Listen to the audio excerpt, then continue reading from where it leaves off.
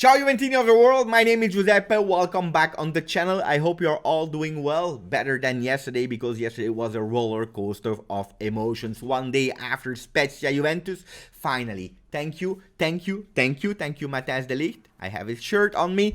Yesterday we won 3-2, the first victory, and we needed 5 games in Serie A to do it. First victory, first time that we have the 3 points and that we are bringing them home.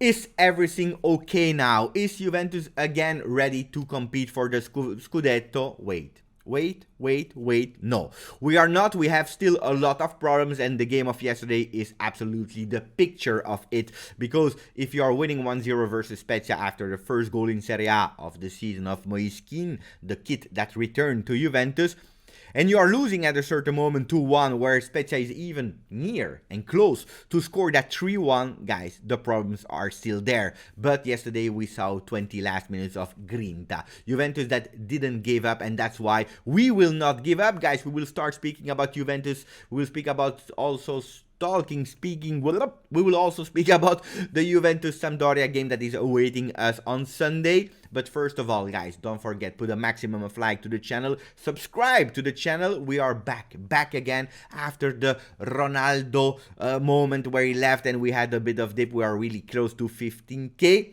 Download OneFootball into the description. Why? Because yesterday I received so many notifications about everything. You can also see the performance during the game of the players. If you want to praise or criticize a player, you go on OneFootball on the app, you click on the game and you see the individual performances, guys.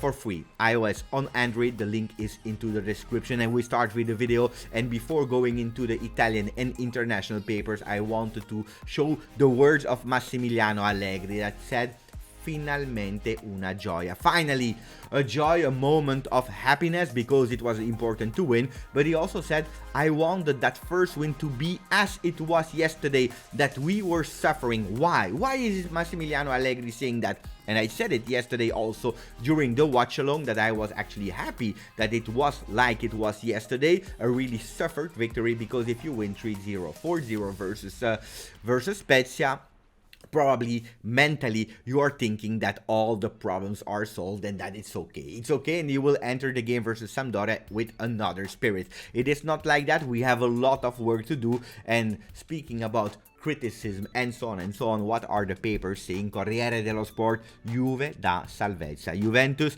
is actually looking like a team that is battling for relegation. If you look purely at the ranking, probably they are correct, they are right. Of course, Corriere dello Sport would not praise the grinta of the players, but they are actually pushing where it hurts, and we have to face the moment, guys. We have to put our chin up, we supporters, also the players, and remember all the negativity that they are saying about Juventus.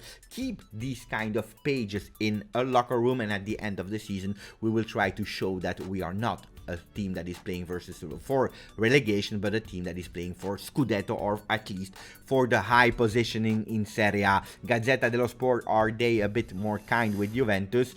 Allegri all'inferno e al ritorno. At Allegri to the hell, and then he's back from hell, because it is what it is. Yesterday it was like that. At a certain moment I was depressed live. I was about to cry at the goal of Federico Chiesa when he did 2-2. Luckily we won, but at a certain moment we were really in hell, because 5 games without any win would have been a real disaster. Tuttosport, Max Visto with a interrogation point. Why? Because they are asking, Max, did you see? And they are showing actually the picture where a few players are really significant there. We have Federico Chiesa that did the 2-2 and Matthijs de Ligt that did the 2-3. Why these players? Because they were actually quite criticized. The young players were quite criticized by Allegri, that they need that Juventus spirit. Chiesa, there were some words about it, then off the ball he needs to progress. That is a player that is always playing actually alone. And then Matthijs de Ligt, that he's not ready to win a Ballon d'Or. So a lot of discussion, pay attention, the media and so on were actually making the words of Allegri looking a lot more exaggerated and bad that they were. But the guy, they answered on the field, and I'm super happy that we saw these guys like Tuttosport is saying la risposta a Max, the answer to Massimiliano Allegri. yesterday. Chiesa and Ligt, 3 points of nerves, because we were really nervous, we were frustrated, aggressive, but look at the celebration of Matthijs de Ligt, really as a number 4, a future captain. He's speaking Italian super well, guys. This is the victory of the guy that needed to prove on the field what they had to do. We were winning, as I told you, 1-0 at a certain moment, but at a certain moment from 1-0 we were about to lose 3-1, because remember that third possible goal that was saved by Locatelli, but also a performance of Szczesny that was absolutely not bad. He saved us versus Milan, he saved it yesterday versus Spezia. Maybe the criticism of a lot of people saying that Szczesny was finished, hashtag Szczesny out and so on, were a bit exaggerated. Correct, at that moment Allegri gave him trust, and that's fine.